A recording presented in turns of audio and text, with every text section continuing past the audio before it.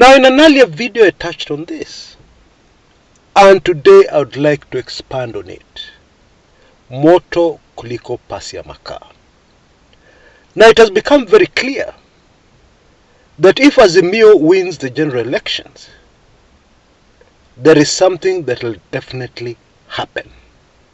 And that is, a very big name, plus several big names in Kenya, will appear in courts in Kenya, charged with corruption, which of course, as we all know, is unprecedented.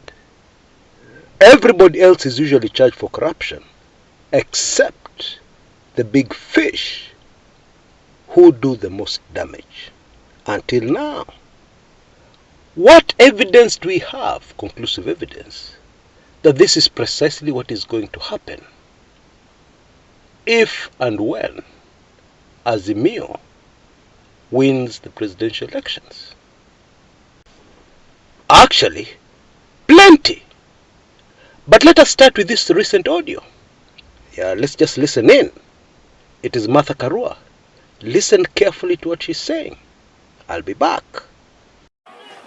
Bila kulinda mali ya Wakenya, hatuwezi tukampatia huduma yote. Kushukisha gharama ya maisha inahitaji pesa. Kuwapatia afya na elimu inahitaji nini? Hata ulinzi unahitaji pesa. Lazima tusukume wale wanapora mali ya Wakenya, wale wanaiba mali yetu, na wale wanatumia pesa yetu vibaya. Na baba amesema tukiingia, Mwenyezi Mungu atusaidie na mtupatie kura. Amenipea kazi ya kusimamia sheria na mambo ya katiba. Mimi mnanielewa. Sicheki na sichezi masaa ya kazi. Tutasaidia baba vilivyo kulinda mali yenu, ndivyo aweze kuwatumikia. She would not have said it clearer than that. Now somebody might shoot back and say, Chris, this is the campaign season. Politicians can say anything. Okay, that is very true. But let us start by asking ourselves the question. Why Martha Karua? Why did Raila Odinga choose Martha Karua as his running mate? Is it because she's from the house of Mumbi? Is that the only reason?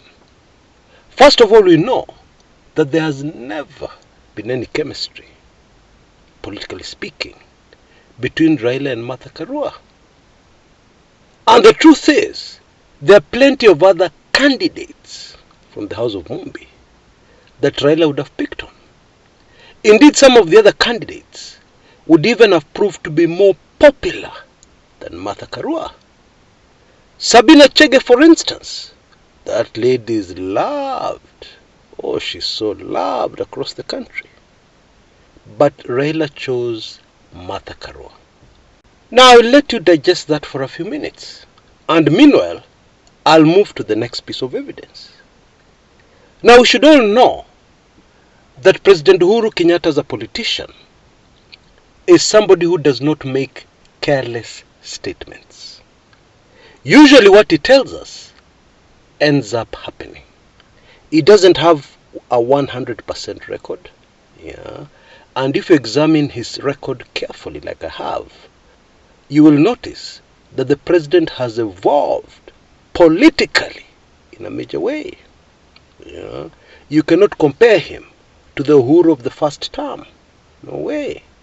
And indeed, during his second term, as the months and years have rolled by, he has become very accurate and consistent what he says.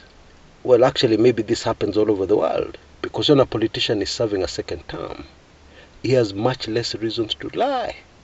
He's not going for re-election. Yeah, so no need kupembelezana. Yeah, they just usually speak the truth of their hearts. Now, President Uhuru Kenyatta recently told us that he has not been tough on corruption people, on thieves. But he emphasized Martha Karua atawafunga. Yeah, should be much tougher. And jail thieves. What did the president mean? Who is the main character in Kenya today who has been called a thief? I think you can put it all together. It is rather obvious. I have a list in front of me that has got about 15 different instances to prove what I'm telling you. But I think I'll just stop there and move to the burning question everybody has, which has to be, where is the evidence?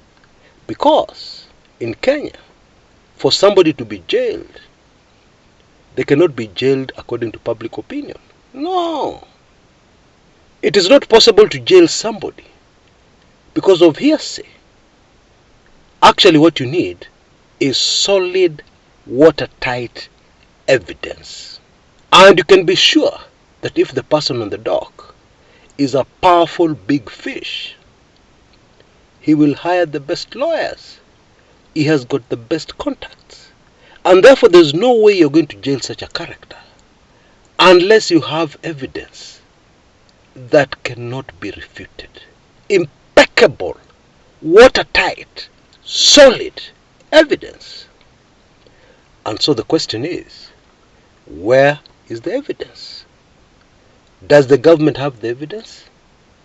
Now, the answer to that question will shock those who are not subscribers of my weekly intelligence briefings. Yeah, because I covered this topic last year. The answer is, yes, the government has loads of watertight evidence. Now, all this is very sensitive stuff. Yeah, so I recommend that you catch it in Weekly Intelligence Briefings number 79. I believe you can see the details in front of your screens right now on what you need to do to get hold of this WIB, take action and go for it. Now, this current offer is there very briefly, only during the period I'm going to be promoting this WIB, yeah, which should not be more than a week. So you'd better hurry. And indeed, if we get very many people, it can be shut down at any time. So don't take any chances. Go for it. Now, what all this means is that for some people, losing the current presidential elections is not an option. They cannot afford to lose it. Because if they lose, there is a very high chance of them going straight to jail. And I can tell you for free that Martha Karua is bound to move with speed. Yeah, go back and do your research and see how this lady does her things. And then you'll quickly learn why she has earned the nickname, the Iron Lady. And now I think we can all begin to understand why there's so much desperation in this presidential race. If you have any experience in politics, politicians are usually very desperate to win. Very desperate. But in this case, that desperation is a notch higher. Just observe carefully what is unfolding. Indeed, we have one candidate who seems to be losing it, making so many mistakes, losing their temper in front of cameras, national television cameras. Hey, and they've not done this before. You think all that is by accident? No. It is because, at the end of the day, no matter how brilliant you think you are, no matter how powerful you think you are, No matter how immune to human emotions you think you are, at the end of the day, we are all human. And this human body responds in certain ways to certain pressures in this life. Yeah, certain obstacles. Ukifinywa hapa, lazima utafanya hivi. Because you're human. I know we all fully understand what I'm talking about. Folks, hii hata tuwezi kusema kimeumana kuumana. It is well beyond that. God Almighty help Kenya. Until next time, this is Kshs. Kumekucha.